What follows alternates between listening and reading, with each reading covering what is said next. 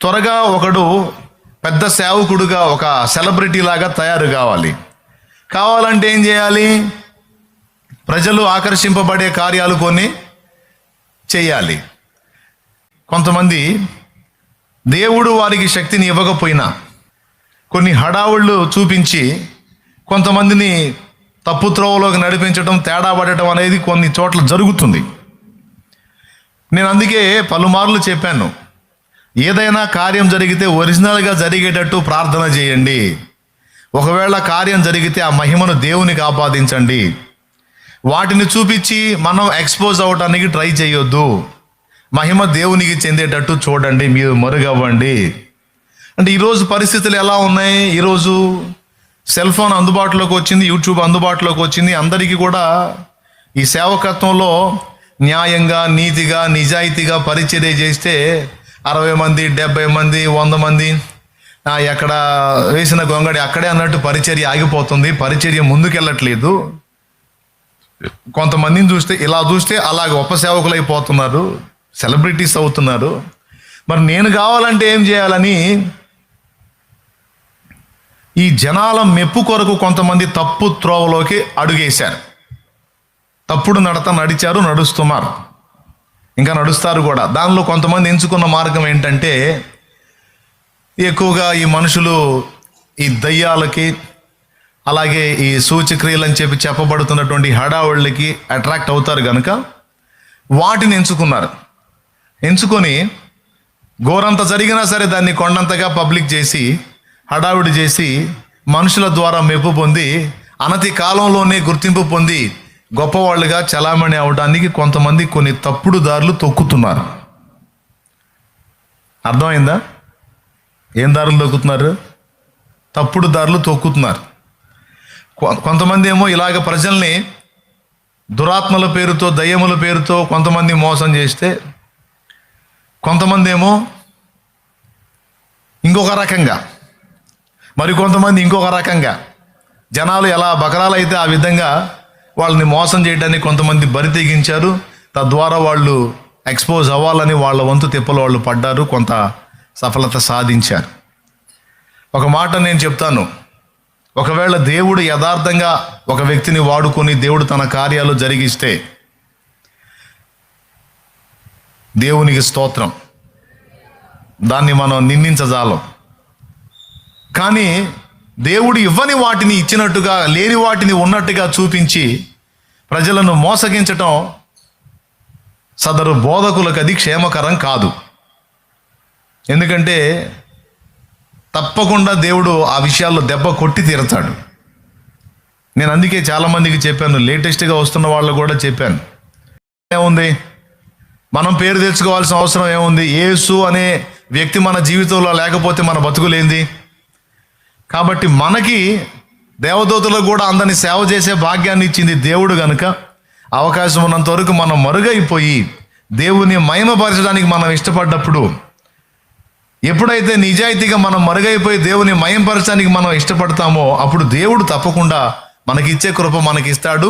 ఇయ్యకపోయినా పర్వాలేదు, మనం ఎప్పటికీ కనబడకపోయినా పర్వాలేదు, కానీ దేవుని నామం అయితే మహిమపరిచే బాధ్యత మన మీద ఉంది.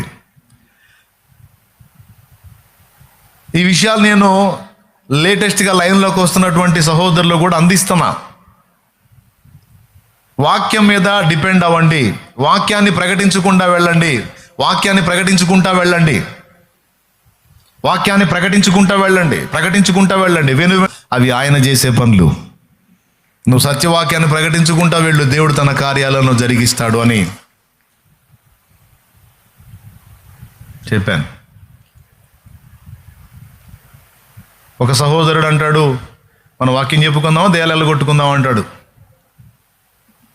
భారీ సభ ఏర్పాటు చేసి మనం వాక్యం చెప్పుకుందాం, దేయాలు నెలగొట్టుకుందాం, ఏం చేసుకుందాం. ఇట్లా రకరకాలుగా పాపం తిప్పలు పడి కొంతమంది అలా లేచి అలా కూర్చున్న వాళ్ళు ఉన్నారు, కొంతమంది రావాలని తిప్పలు పడుతున్నారు, కొంతమంది ఇలాగా. మరికొంతమంది ఆల్రెడీ ప్రజలలో గుర్తింపబడినటువంటి సేవకులు ఉంటారు చూడండి, పరిచర్య చేసి ఆత్మల రక్షణలో నడిపించి ప్రయాసపడి అనేక మందిని క్రీస్తు చెంతకు తీసుకొచ్చినటువంటి సేవకులు ఉంటారే, ఆ సేవకుల్ని విమర్శించి కొంతమంది పబ్లిక్ అయ్యారు, కొంతమంది పబ్లిక్ కావటానికి తపన పడుతున్నారు. కొంతమంది ఇలాగా, కొంతమంది అలాగా. ఎందుకంటే సాఫ్ట్గా మాట్లాడితే ఎవడు వింటాడు? ఇప్పుడు ప్రజలు ఎవరినైతే ఫాలో అవుతున్నారో, ఎవరినైతే గుర్తిస్తున్నారో వాళ్ళ గురించి ఎవడన్నా వీడియో పెడితే జనం చూస్తారు, ఇప్పుడు ఏంది ఇది సేవకుడి గురించి వీడియో వచ్చింది ఏందని. అది కూడా నెగిటివ్గా మాట్లాడితే గమనిస్తారు, పాజిటివ్గా మాట్లాడితే ఎవడు పట్టించుకుంటాడు? ప్రజల మధ్య గుర్తింపు తెచ్చుకోవాలి. ఫలానా అయ్యగారు ఉన్నాడు, అసలు ఎవరినైనా సరే విమర్శిస్తాడు, అసలు ఎవరిని ఒప్పుకోడు, ఖండిస్తాడు, గద్దిస్తాడని ఈ రకంగా వ్యక్తుల మీద ఛాలెంజ్లు విసురుతూ, సవాళ్ళు విసురుతూ, ఓరే నాయన, ఏ సేవకుణ్ణి కూడా తప్పు పట్టకుండా లేరు. కొంతమంది ఇదొక టైపు ఎక్స్పోజింగ్ అన్నమాట. వ్యతిరేకంగా మాట్లాడి కొంతమంది, లేని వాటిని ఉన్నట్టు చూపించి కొంతమంది. ఈరోజు ట్రెండ్ నడుస్తున్న దానిలో కొంత ఇది కనపడుతుంది. నన్ను వెంబడించేటువంటి సేవకులకు ముందే హెచ్చరిక చేస్తూ ఉన్నాను, జాగ్రత్త, అలాంటి వాటికి మీరు లోబడొద్దు. యథార్థంగా సేవ చేయండి, నిజాయితీగా దేవుని పాదాలు పట్టుకోండి, దేవుడి శక్తి దిగి వచ్చి ప్రజల్లో కార్యాలు చేయనట్లు సువార్త ప్రకటించండి, అండ్ దేవుని శక్తిని కూడా చూపించినట్లు ప్రార్థనలో పెనుగులాడండి. దేవుడు తన కార్యాలు జరిగిస్తాడు, జీవితాల్లో అనేక మంది బ్రతుకులు తిప్పబడతాయి. అది నిజమైన ఉజ్జీవం, అది నిజమైన ఉజ్జీవం. అది గతించిన భక్తుల జీవితాల్లో, వాళ్ళు పరిచర్య చేసిన ప్రదేశాల్లో జరిగినటువంటి ఉజ్జీవం. అలాంటి ఉజ్జీవం కోసం కష్టపడండి, ప్రయాసపడండి అని నా బిడ్డలకి నేను నేర్పుకుంటూ వస్తున్నాను. నేను అనుసరిస్తుంది కూడా అదే.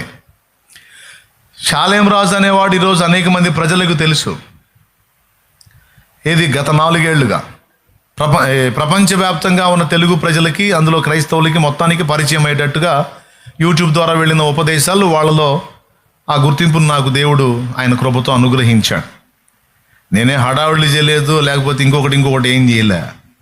అంటే దాదాపు 2006లో నేను దేవుని సేవకు వస్తే, 2020లో కరోనా టైంలో సంఘం అంతా ఇళ్ల దగ్గర బ్రేక్ అయిపోయినప్పుడు వాళ్ళని కాపాడటానికి, వాళ్ళని ఆత్మీయంగా రక్షించుకోవడానికి లైవ్ ఇచ్చినప్పుడు, అటు సంఘమే కాకుండా దేవుడు నాకు ఇచ్చిన సంఘము, సంఘాలే కాకుండా అనేక మంది ఇతరులు కూడా పరిచయం అయ్యారు.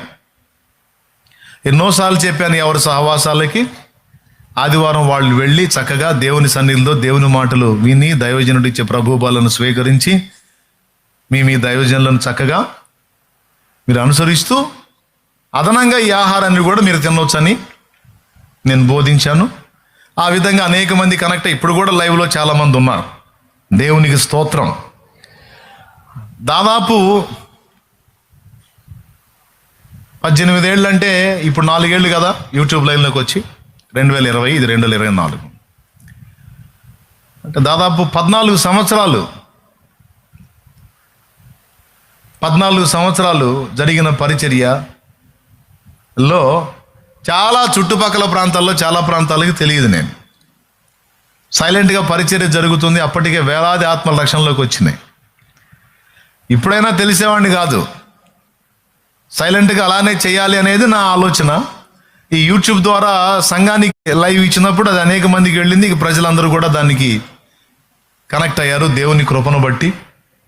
ఇటు నా ఆత్మీయ బిడ్డలు కూడా అనేక ప్రాంతాల్లో వాళ్ళు జాబులు చేసుకుంటా, పనులు చేసుకుంటా ఉన్నారు. వాళ్ళతో పాటు అనేక మంది ఇతరులు కూడా పరిచయం అయ్యి వాళ్ళందరూ కూడా అందుబాటులోకి వచ్చి ఇప్పుడు వీళ్ళకి అందరికీ మేలు కలుగుతుంది కనుక లైవ్ పెట్టి మాట్లాడుతున్నా. దేవునికి స్తోత్రం. అంటే సుమారుగా 18 సంవత్సరాల కాలం పట్టింది. ఈ 18 ఏళ్లలో 14 ఏళ్ళు తెలియదు, అందరికీ తెలియదు. గుంటూరు జిల్లాలో తెలిసేమో, అక్కడక్కడ కొంతమందికి తెలుసు ఇట్లా కబుర్ల ద్వారా, అంతేగాని మొత్తానికి తెలియదు. తెలియపరచుకోవాలని అనుకోలేదు, మరుగు నుండే చేద్దామని ఇంచుమించు 14 సంవత్సరాలు మరుగునే ఉండి ప్రయాసపడ్డాను.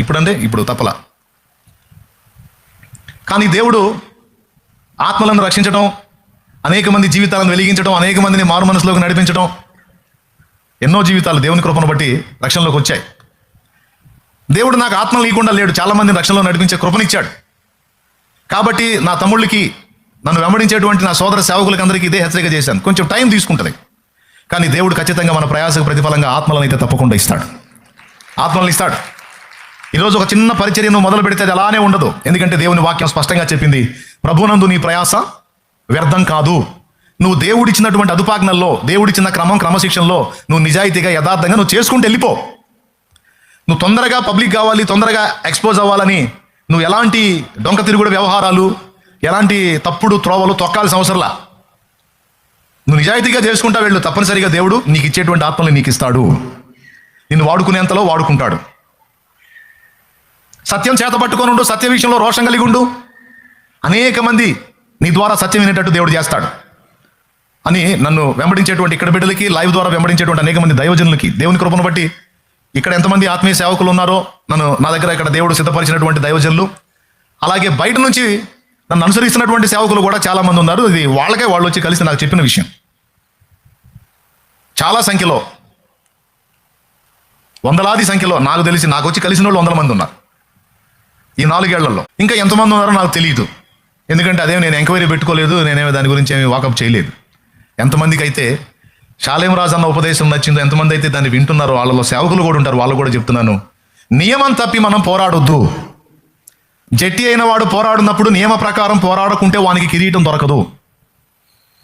మనుషుల్లో ఒకవేళ గొప్ప అనిపించుకోవచ్చు, కానీ దేవుడు మెచ్చడు. మనం పోరాడేటువంటి పోరాటంలో నియమం ఉంది, కొన్ని హద్దులు ఉన్నాయి.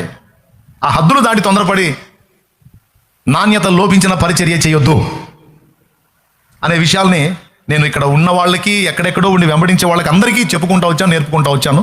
నేను అనుసరించింది అదే, బిడ్డలకు నేర్పింది కూడా అదే. అవసరం లేదండి భాషలు మాట్లాడుతున్నా, ఒరిజినల్గా దేవుడు నోరు తెరిస్తే మాట్లాడు, లేకపోతే ఎవడు కొట్టలా. కానీ ఒరిజినాలిటీ ఉండాలి. దేవుడి కార్యాలు ఏమైనా జరుగుతున్నాయా? అపోస్తలుల చిహ్నాలు ఏంటో గుర్తుపెట్టుకో.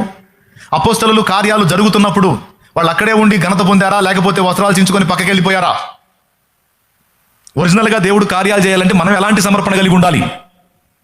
గోరంత సూచిక్రియ జరగగానే, గోరంత కార్యం జరగగానే దాని కెమెరా అటు తిప్పి చూపించి, ఇటు తిప్పి చూపించి, అటు తిప్పి చూపించి, వాడిని కింద పడే చూపించి, పైకి లేపి చూపించి, అన్ని రకాల యాంగిల్లో వాడిని పాపం నానా బాధ లేదు గోరంత సూచిక్రియ జరిగితే.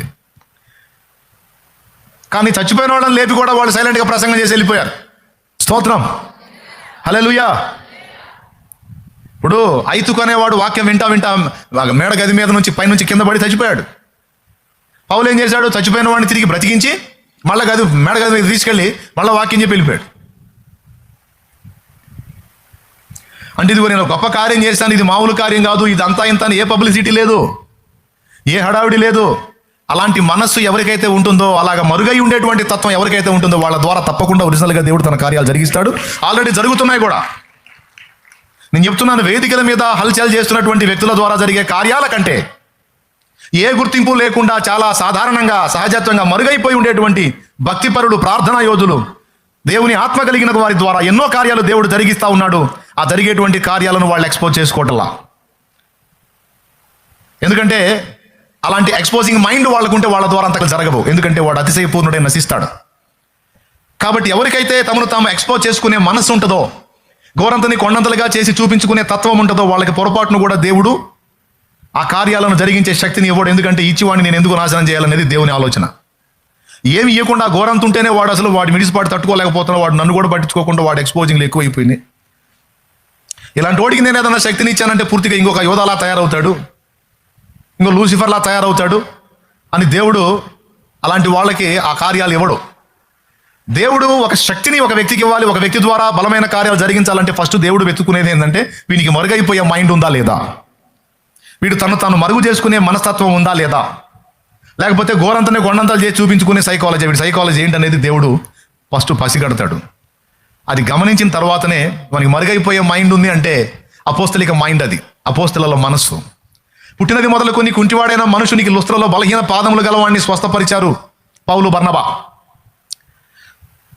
స్వస్థపరిచిన తర్వాత అక్కడ ఉన్న వాళ్ళంతా పోగై వాళ్ళు ఆరాధించేటువంటి దేవతలు భూమి మీదకి వచ్చారని పౌలు, బర్నబాని చుట్టుముట్టారు. పౌలు, బర్నబాలకి వాళ్ళ పేర్లు కూడా పెట్టారు, హెర్మే, ద్యుపతి అని. పూజారి యొక్క ఎడ్లను తీసుకొచ్చి వాళ్ళకి బలి ఇవ్వటానికి కూడా ఏంది, దేవతలు మనిషి రూపంలో భూమి మీదకి వచ్చారు, వీళ్ళకి బలులు ఇవ్వాలి మనమని. ఏ కార్యం చూసి? లుస్త్రలో బలహీన పాదములు కలిగి కుంటివాడైన మనుషుని పౌలు స్వస్థపరిచినప్పుడు, పౌలు ద్వారా దేవుడు స్వస్థపరిచినప్పుడు వాని చీలమండలో బలము నొంది వాడు బాగుపడి లేచాడు. అరే కుంటివాడిని నడిపించారు, ఇది మామూలు విషయం కాదని ఏకంగా దేవుళ్ళని చేసి వాళ్ళకి బలులు ఇవ్వబోయారు. అప్పుడు పౌలు బర్నబాలు ఏం చేశారో తెలుసా?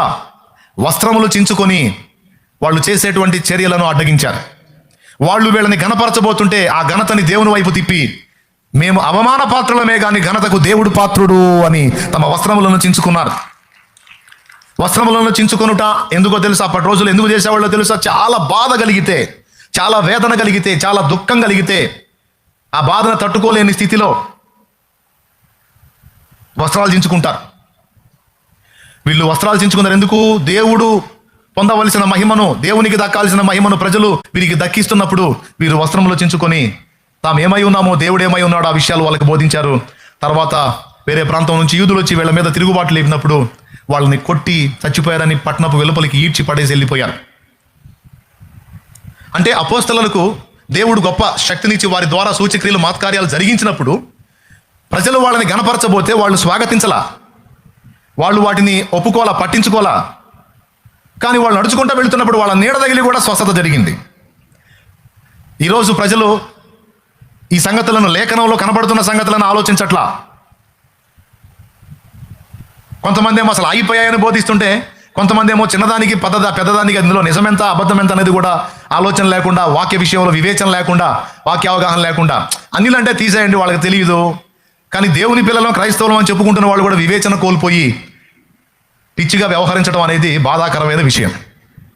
మళ్ళీ చెప్తున్నా, దేవుడు నిజంగా తన శక్తివంతమైన కార్యాలు జరిగిస్తాడు. అయితే ఎవరి ద్వారా అంటే తమను తాము మరుగు చేసుకోవడానికి ఇష్టపడేటువంటి పాత్రల ద్వారా దేవుడు తన బలమైన కార్యాలు జరిగిస్తాడు. అది స్త్రీలు కావచ్చు, పురుషులు కావచ్చు. కొంతమంది స్త్రీలు తల్లులు ప్రార్థించినప్పుడు గొప్ప గొప్ప కార్యాలు జరిగాయి. కొంతమంది సహోదరులు ప్రార్థించినప్పుడు చచ్చినోళ్ళు కూడా లేచిన దాఖలాలు ఉన్నాయి. కానీ వాళ్ళు ఎవరో, వాళ్ళ సాక్ష్యాలు ఏంటో, వాళ్ళు ఎక్కడున్నారో, అక్కడి ప్రజలకు అడిగినప్పుడు ఫలానా ఆయన ఉన్నాడు, ఇక్కడ ఇలాంటి కార్యాలు జరిగినాయి చెప్పడం, మళ్ళీ ఆయన ఎవరో మనకు తెలియదు, తెర మీద కనపడ్డు. ఒకవేళ నీ ద్వారా కూడా దేవుడు తన శక్తిని లోకానికి చూపించాలి, నువ్వు కూడా అనేక మంది జీవితాల్లో దేవుడి కార్యాలు జరగాలి, నా ప్రార్థన ద్వారా కూడా దేవుడు అనేక మందిని సంధించాలనే ఆశ నీకుందా? అట్లయితే నువ్వు ఈ మనసులో సాధన చేయి.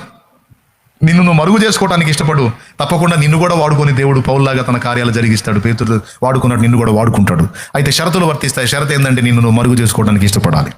నిన్ను నువ్వు ఎక్స్పోజ్ చేసుకోవడానికి, దేవుని మహిమను అడ్డం పెట్టుకొని మనం గొప్పవాళ్ళం అనిపించుకోవడానికి మనం ప్రయత్నం చేయకూడదు. అలాంటి మనసున్న వాడిని దేవుడు శక్తితో నింపలేడు.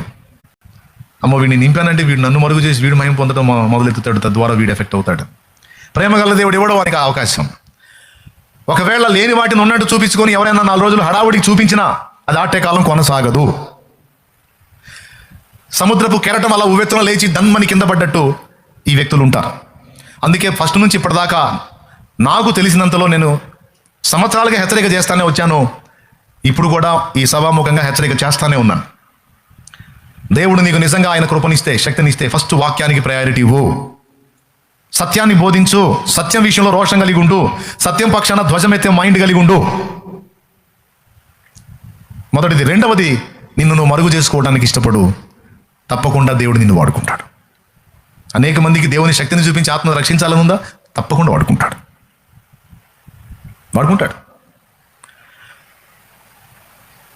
ఎందుకంటే దేవుడు ప్రతి తరంలోనూ కొంతమందిని అలాంటి వాళ్ళని సిద్ధపరచుకుంటున్నాడు. ఆయన శక్తివంతమైన కార్యాలు జరిగించుకుంటానే ఉన్నాడు. తండ్రి సన్నిధి పరిచర్యలో కూడా చాలామంది ఆశ్చర్యమైన కార్యాలు జరిగినాయి. అద్భుతం అంటేనే రేరుగా జరిగేది.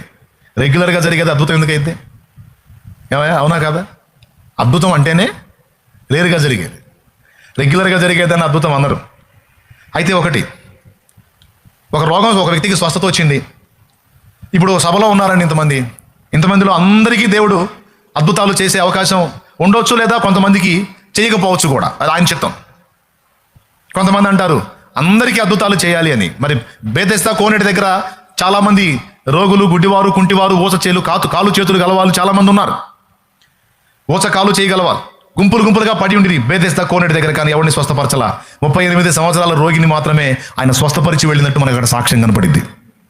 కొన్ని చోట్ల ఏమైనా అందరినీ బాగు చేసిందని ఉంటుంది, కొన్ని చోట్ల ఏమైనా ఒకరిని ఇద్దరిని మాత్రమే బాగు చేసి అవతలికి వెళ్ళిపోయినట్టు ఉంటుంది. అది ఆయన చిత్తం. కొంతమందికి రోగం తగ్గటం దేవుని చిత్తం, కొంతమందికి రోగం ఉండటం దేవుని చిత్తం. అదేంటి అంటారా? దానికి లేఖనమే సాక్ష్యం. నాకు కలిగిన ప్రత్యక్షతలు బహు విశేషముగా ఉన్నందున నేను అత్యధికముగా హెచ్చిపోకుండా నిమిత్తము నన్ను నలగగొట్టుటకై నా శరీరంలో ఒక ముళ్ళు సాతాను యొక్క దూతగా ఉంచబడెను శరీరంలో. 2 కొరింథీ పత్రిక 12వ అధ్యాయము 7వ వచనం పౌలు భక్తుడు చెప్తున్నాడు. 2 కొరింథీ 12:7 నాకు కలిగిన ప్రత్యక్షతలు బహు విశేషముగా ఉన్నందున నేను అత్యధికముగా హెచ్చిపోకుండా నిమిత్తము నాకు శరీరములో ఒక ముళ్ళు నేను అత్యధికముగా హెచ్చిపోకుండా నిమిత్తము నన్ను నలుగొట్టుటకు సాతాను యొక్క దూతగా ఉంచబడెను. అది నా యొద్ద నుండి తొలగిపోవాలనని దాని విషయమై ముమ్మారు ప్రభువుని వేడుకొంటిని. అందుకు నా కృప నీకు చాలును, బలహీనత యందు నా శక్తి పరిపూర్ణమగుచున్నదని ఆయన నాతో చెప్పెను. దేవునికి స్తోత్రం. బలహీనత అనే మాట దేవుడు వాడాడు. అంటే పౌలు శరీరంలో ఉన్న ముళ్ళు బలహీనత అని అక్కడ కనపడుతుంది. బలహీనత ఏంటి? నా శక్తి పరిపూర్ణమగుచున్నది అని. నా ముళ్ళు ఇది నా నుంచి తీసే ప్రభావ, ఈ బాధ నేను సహించలేను అని 3 సార్లు ప్రార్థన చేశాడట పౌలు మహనీయుడు. కానీ అందుకు ఆయన నా కృప నీకు చాలు, అది ఉంటుంది అంతే. ఎందుకంటే నేను నీకు ఇచ్చిన ప్రత్యక్షతలు ఎక్కువగా ఉన్నాయి, విశేషంగా ఉన్నందున హెచ్చిపోయే అవకాశం ఉంటుంది కనుక నిన్ను కంట్రోల్ చేయడానికి ఆ బలహీనత నీకు ఉపయోగపడింది. అది నీ ప్రయోజనార్థమే నేను ఉంచాను, అది తీసివేయ వల్ల పడదు, అది ఉండనేమని చెప్పాడట. అర్థమవుతుందా? కొంతమందికి రోగం అవసరం, కొంతమందికి రోగం దేవుని క్రమశిక్షణ చర్యలో భాగంగా వచ్చింది. ఉదాహరణకి ఎవడైనాను ప్రభు యొక్క శరీరమనియు ఆయన రక్తమనియు వివేచన లేకుండా తిని త్రాగువాడు, తనకు శిక్షావిధి కలుగుటకే తిని త్రాగుచున్నాడు. ఇందువలననే మీరు అనేకులు బలహీనలు రోగులై ఉన్నారు, చాలా మంది నిద్రిస్తున్నారని 1 కొరింథీ పత్రిక 11వ అధ్యాయము 30వ వచనం మీరు చదివితే ఇలా వ్రాయబడి ఉంది. బైబిల్ ఉంటే తీయండి, తొందరగా చూసుకొని అండర్లైన్ చేసుకొని గుర్తుపెట్టుకోండి. ఇందువలననే మీలో అనేకులు బలహీనులను రోగులనై ఉన్నారు, చాలా మంది నిద్రించుచున్నారు. ఎందువలనట? ప్రభు శరీరాన్ని అయోగ్యంగా తీసుకోవటం, పాపముల విషయంలో మారు మనసు పొందకుండా తీసుకోవటం, అసలు యేసు శరీరము రక్తమని భావించకుండా తీసుకోవటం, తర్వాత రక్షణానుభవం పొందకుండా తీసుకోవటం, ఇలా కొన్ని అయోగ్యతలు ఉన్నాయి. అలా ఎట్లా పడితే అట్లా ప్రభు వల్ల తీసుకున్నవాడు ముందు బలహీనతకి, తర్వాత దీర్ఘవ్యాధికి, అయినా మారు మనసు పొందకపోతే చివరికి ప్రాణాంతక సమస్యకు కూడా గురయ్యే అవకాశం ఉందని అక్కడ స్పష్టంగా చెప్తున్నాడు. ఇప్పుడు చెప్పండి, రోగాలు కొంతమందికి దేవుని క్రమశిక్షణ చర్యలో భాగంగా వస్తాయని మీరు ఎరుగుదురా? ఇప్పుడు పిల్లల్ని క్రమశిక్షణలో పెట్టడానికి మనం ఏం చేస్తాం? బెత్తం వాడతాం. స్కూల్లో టీచర్స్ సార్స్ ఏం చేస్తారు? పిల్లల్ని క్రమశిక్షణలో పెట్టడానికి ఏం వాడతారు? బెత్తం వాడతారు. ఆ బెత్తం దెబ్బ కొట్టినప్పుడు, చురుకు పుట్టినప్పుడు వాడు కంట్రోల్ అవుతాడు. అలాగే దేవుడు వాడే బెత్తం ఒకటి ఉంది, అది బలహీనత, రోగం కూడా అయి ఉండొచ్చు. ఎందుకంటే దేవుడు కూడా తన పిల్లల్ని క్రమశిక్షణలో పెట్టుకోవటానికి ఆయన తప్పనిసరిగా గద్దిస్తాడు, శిక్షిస్తాడు అనే మాట బైబిల్లో ఉంది. ప్రకటన గ్రంథం 3వ అధ్యాయం 19వ వచనంలో చాలా స్పష్టంగా రాస్తుంది. ప్రకటన గ్రంథం 3:19. నేను ప్రేమించు వారినందరినీ గద్దించి శిక్షించుచున్నాను. అదుగో చూడండి, గద్దిస్తున్నాడు అని ఆపలేదు, శిక్షిస్తున్నాను అని కూడా రాశాడు. నేను ప్రేమిస్తున్నాను గనక నేను ప్రేమించే వాళ్ళు నశించకుండానట్లు, పాడు కాకుండానట్లు, చెడిపోకుండానట్లు, భ్రష్టులు కాకుండానట్లు నేను ప్రేమించిన వారిని అందరినీ కూడా ఫస్ట్ గద్దిస్తున్నాను. తర్వాత వాళ్ళు లోబడకపోతే తప్పనిసరి పరిస్థితుల్లో నేను శిక్షించేటువంటి పరిస్థితి కూడా ఉంటుంది. ఆ శిక్ష కూడా శిక్షణ కొరకే. కాబట్టి ఇప్పుడు ఇక్కడ కూర్చున్న మీలో కొంతమందికి బలహీనతలు ఉండొచ్చండి. ఆ బలహీనతలు కొన్నిసార్లు రోగాలు అనేవి, ఇతర సమస్యలు అనేవి దురాత్మల ద్వారా కూడా వస్తాయి. దురాత్మలు కూడా కొన్ని రకాల జబ్బుల్ని చూపిస్తాయి. బైబిల్ గ్రంథంలో సువార్తల్లో మనం చూస్తే 18 ఏళ్ళు నడుము వంగినటువంటి స్త్రీ ఒక ఆమె సమాజ మందిరంలో యేసు ప్రభుకి కనపడింది. ఎన్నేళ్ళయా ఆమె నడుము వంగి బాధపడిన స్త్రీ? 18 ఏళ్ళు. పాప ఆమెకి వెన్నెముక సమస్య అనుకొని ఉండొచ్చు. ఒకవేళ వైద్యుల దగ్గరికి వెళ్తే ఈమె వెన్నెముక బెండ్ అయిపోయింది, అది బాగుపడదు అని చెప్పి ఉండొచ్చు. అందుకే ఆమె నడుము వంగిపోయి, అంటే ఆమె ఎప్పుడు నడిచినా కూడా నిలబడి నడవదు, ఆమె వంగిపోయి ఉంటుంది, నడుము వరకు బెండ్ అయిపోయి ఆ వంగి తిరుగుతూ ఉంటుంది ఆమె. అలాంటి ఆ జబ్బుతో ఆమె బాధపడుతుంది. నాకు తెలిసి డాక్టర్లు చూసినప్పుడు ఖచ్చితంగా ఆమెకి వెన్నెముక సమస్య అనే చెప్పు ఉండాలి. కానీ సమాజ మందిరంలో యేసు బోధించడానికి వెళ్ళినప్పుడు అక్కడ ఆయన కనబడినప్పుడు ఆయనకు అర్థమైపోయింది ఇది దురాత్మ పని అని. ఆ దురాత్మ ఎన్నేళ్ల క్రితం పట్టిద్దో తెలుసా? 18 ఏళ్ళు ఆ దురాత్మ ఆమెను శోధించడం మొదలుపెట్టి. అంటే 18 ఏళ్ళుగా ఆమె ఆ జబ్బుతో బాధపడుతుంది. అది శరీర సంబంధమైన రోగం అనుకున్నారు కానీ కాదు, అది దురాత్మ పని. అప్పుడు ప్రభు ఆమెని ఆ దురాత్మ నుండి విడిపిస్తాడు, ఆ దురాత్మను వెళ్ళగొడతాడు. అది పోయినప్పుడు ఆమె నడుము బాగుపడి తిరిగి లైన్లోకి వచ్చింది. ఆమె మామూలుగా అందరిలాగానే నిలిచింది. అంటే దురాత్మలు కూడా కొన్ని రోగాలను చూపించే అవకాశం ఉంది. అందులో ఇది మార్కు సువార్త 9లో కూడా మనకి ఒక అబ్బాయి కనపడతాడు, వాడు దురాత్మ పీడితుడై ఉంటాడు. దాని వలన వాడు చాంద్ర రోగిగా ఉంటాడు. అంటే ఫిట్స్, బలహీనత ఉన్న వాళ్ళకు కనబడే లక్షణాలు వీడి దగ్గర కనపడతా ఉంటాయి. సో దయ్యములు కొన్ని జబ్బులను కూడా చూపించే అవకాశం ఉంది, కొన్ని రోగాలను చూపించే అవకాశం ఉంది. వాటి వల్ల కూడా కొన్ని సమస్యలు వచ్చే అవకాశం ఉంది. అలాగే ప్రాకృతికంగా ఇప్పుడు తినే పదార్థాలు, త్రాగే నీటి వల్ల కూడా కొన్ని జబ్బులు వచ్చే అవకాశం ఉంది. అలాగే పారంపర్యంగా కూడా కొన్ని వ్యాధులు వచ్చే అవకాశం ఉంది. ఇట్లా ఒక వ్యక్తికి జబ్బు వచ్చినప్పుడు అది ఎన్ని కారణాలను బట్టి వచ్చింది అనేది ముందు మనం తెలుసుకొని మాట్లాడాలి దాని గురించి. దేవుని సన్నిధిలోకి వచ్చిన ప్రతి రోగి ఎందుకు స్వస్థత పొందట్లేదు, కొంతమందికి అద్భుతాలు ఎందుకు జరుగుతున్నాయి అన్న ప్రశ్నకి సమాధానం ఇది. కొంతమందికి సమస్య ఉండడం దేవుని చిత్తం, ఎందుకంటే వానిని క్రమంలో పెట్టడానికి క్రమశిక్షణా చర్యలో భాగంగా కొంతమందికి సమస్య ఉండటం దేవుని చిత్తం, కొంతమందికి సమస్యను తీసివేయటం దేవుని చిత్తం. కాదని ఎవరన్నా చెప్పగలరా? ఎంతమందికి అర్థమైంది నేను చెప్పిన దానిలో స్పష్టంగా? దేవునికి స్తోత్రం. అలాగే కొంతమందికి జబ్బులు మరణం కోసం వచ్చేవి కూడా ఉంటాయి. ఉదాహరణకి హిజ్కియా విషయంలో మీరు తీసుకుంటే రాజుల రెండవ గ్రంథం 20వ అధ్యాయం 1వ వచనం నుంచి మనం చదువుకోవచ్చు. రాజైన హిజ్కియాకి ఒక గాయం ఏర్పడింది. నాకు తెలిసి ఇప్పటి రోజుల్లో అయితే అది క్యాన్సర్ పుండు. ఎన్ని రకాల వైద్యాలు చేసినా అది తగ్గలా పెరుగుతూ ఉంది. సో హిజ్కియా ఏం చేశాడంటే, ఇదేంటి నాకేందో మూడినట్టుంది, నాకు తగ్గకపోగా పెరిగిపోతా ఉంది, ఈ సమస్యకు కారణం ఏంటి, నేను ఉంటానా ఊడతానా అనేటువంటి డౌట్ అతనికి వచ్చింది. అతనికి వచ్చినప్పుడు అతను బహుశా దేవుని వైపు చూసి ఉండాలి. ఎందుకంటే దేవుడిని అడిగితేనే ప్రవక్తతో దేవుడు మాట్లాడాడు. బహుశా హిజ్కియా అడిగి ఉండాలి, దేవా ఈ పుండు పెద్దదైపోతా ఉంది, ఈ గాయం ఇది తగ్గకపోగా పెరిగిపోతా ఉంది, ఏ వైద్యం కూడా దీనికి సెట్ కావట్లేదు, అసలు నేను ఉంటానా పోతానా, నాకు ఏది స్పష్టత లేదయ్యా అని అడిగాడు. అలా అడిగినట్టు లేఖనంలో లేదు, కానీ బహుశా అలా అడిగి ఉండాలి. ఎందుకంటే దేవుడు యెషయాతో మాట్లాడాడు. యెషయాతో మాట్లాడి ప్రవక్త అయిన యెషయాని హిజ్కియా దగ్గరికి పంపిస్తాడు. హిజ్కియా దగ్గరికి యెషయా వచ్చి చెప్తాడు, నీకు కలిగినటువంటి వ్యాధి, ఈ బలహీనత, ఈ సమస్య, ఈ గాయము, ఈ పుండు తగ్గేదని కాదు, ఇది నీ మరణం కొరకు వచ్చింది గనుక నీవు మరణం అవుతున్నావు, నువ్వు బ్రతకవు గనుక నీ ఇల్లు చక్కబెట్టుకో అనే మాట యెషయా చెప్పి వెళతాడు.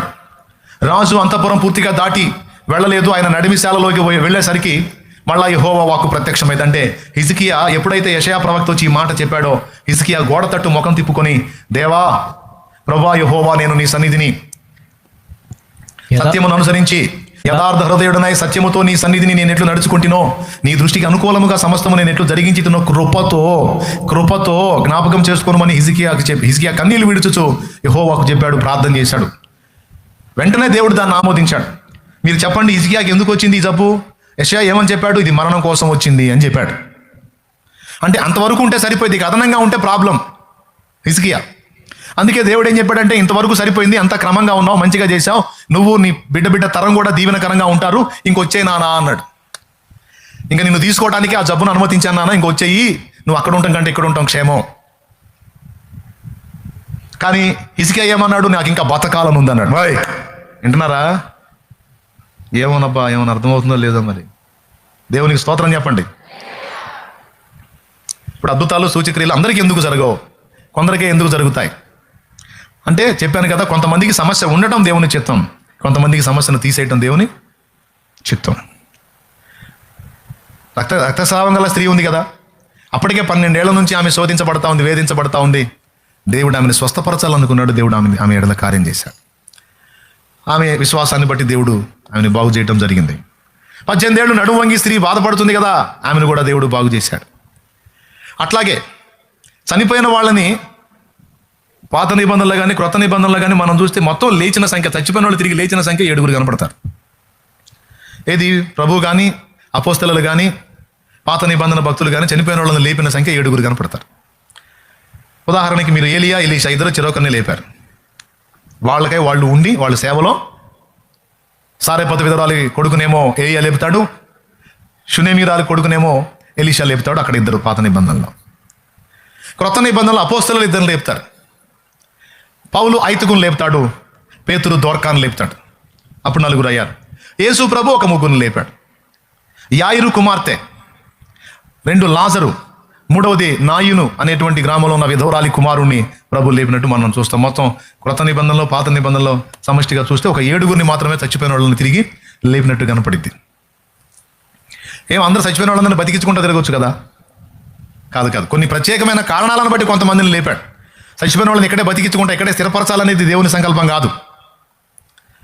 అసలు ఇక్కడ ఈ ప్రపంచమే ఒకనాటికి లయమైపోయి క్రొత్త భూమి, క్రొత్త ఆకాశాన్ని ఏర్పరిచి అందులో నూతన జనముల సృష్టి జరిగించాలనేది దేవుని సంకల్పం.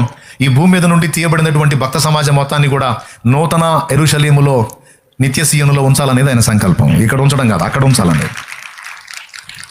దేవునికి స్తోత్రం కలుగును గాక. పెద్దగా చెప్పండి. అర్థమైందా? ఎవరిని లేపాలనుకున్నాడో, ఎవరికి స్వస్థత ఇవ్వాలనుకున్నాడో, ఎవరికి విడుదల ఇవ్వాలనుకున్నాడో, ఎవరికి సమస్యల నుంచి పరిష్కారం ఇవ్వాలనుకున్నాడో, ఆయన సంకల్ప ప్రకారం భక్తుల్ని వాడుకొని ఆయన కార్యాలు చేశాడు. ఇక్కడ తాళపు చెవి భక్తుల చేతిలో లేదు, ప్రభు చేతిలో ఉంది, పరిశుద్ధాత్మ చేతిలో ఉంది. ఎవరికి స్వస్థతో, ఎవరికి కార్యమో, ఎవరికి సూచక్రియో, ఎవరికి మాతకార్యమో, ఎవరికి విడుదలో ఆయన చేస్తాడు. ఆ తాళం చే మనం తీసుకున్నాం అనుకో, మన బిల్డప్ కోసం కనపడ కార్యాలను చేసుకుంటా పోతాం. అందుకే కొరింథీ పత్రికలో కృపా వరాలను గురించి మాట్లాడుతూ, కొరింథీయులకు రాసిన మొదటి పత్రిక 12వ అధ్యాయం 7వ వచనం నుంచి కృపా వరాలను గురించి రాస్తూ చివరిలో అంటాడు, 11వ వచనం, ఆ అయినను వీటన్నిటిని ఆ ఆత్మ ఒకడే తన చిత్తము చొప్పున ప్రతినికి ప్రత్యేకముగా పంచి ఇచ్చుచు. ఆగాగు, ప్రతివానికి ప్రత్యేకముగా పంచి ఇచ్చుచు కార్యసిద్ధి కలుగు చేయుచు. కార్యసిద్ధి కలిగిస్తుంది ఎవరు? సేవకుడా, పరిశుద్ధాత్ముడా? పెద్దగా చెప్పండి, సేవకుడా, పరిశుద్ధాత్ముడా? కాబట్టి అద్భుతాలు జరుగుతాయి. కొంతమంది జీవితాల్లో దేవుడు తప్పనిసరిగా కార్యాలు చేస్తాడు. ఎవరి దగ్గర కార్యం జరగాలో వారి ఎడత తప్పకుండా దేవుడు తన కార్యాలను జరిగిస్తాడు. ఎవరికి ప్రాబ్లం అవసరమో, దేవుడు ఎవరిని క్రమశిక్షణలో పెట్టాలనుకున్నాడో, ఎవరిని కంట్రోల్ చేయాలనుకున్నాడో వాళ్ళకి ఆ సమస్యను ఉంచుతాడు. ఇప్పుడు నా దగ్గరకు వచ్చిన ప్రతి ఒక్కరి కోసం, స్వస్థత కోసం నేను ప్రార్థన చేస్తాను. అందరూ బాగుపడాలని నేను కోరుకుంటాను. ఎవరు రోగులై వచ్చినా, అయ్యా నేను బాధపడుతున్నాను ఈ జబ్బుతో, నాకు స్వస్థత కలిగేటట్టు ప్రార్థన చేయంటే, నా ముందుకు వచ్చిన వారి క్షేమం కోసం, వారి స్వస్థత కోసం నేను ప్రార్థన చేస్తాను. కానీ అందరి మనస్సులు, అందరి జీవితాలు నాకు తెలుసా? నాకే కాదు, ఏ పాస్టర్కి తెలియవు, ఏ బోధకుడికి తెలియవు, ఏ సేవకుడికి తెలియవు. ఇప్పుడు ఇంతమంది వచ్చి కూర్చున్నారు, మీరు మీ జీవితాలు ఏమో నాకు తెలుసా? మీ పర్సనల్ లైఫ్ నాకు తెలుసా? దేవుడు మీ విషయంలో ఎలా వ్యవహరిస్తున్నాడో నాకు తెలుసా? కానీ నువ్వు బాధలోనో ఏడుస్తా నా ముందుకు వచ్చావు, నేనేం ప్రార్థన చేస్తా? దేవా నీ దయగలిగి ఈ బిడ్డ యందు నీ చిత్తమైతే సహాయం చేసి సమాధానం మీ కార్యం జరిగించు. మరి కొంతమంది అసలు తట్టుకోలేకపోయాను అనుకో, నీ చిత్తం అయితే కూడా కాదు ప్రభు, నువ్వు ఖచ్చితంగా కార్యం చేయాలని డిమాండ్ చేసి ప్రార్థన చేస్తా. నేను డిమాండ్ చేసి ప్రార్థన చేశానని దేవుడు తన క్రమశిక్షణను మానుకుంటాడా?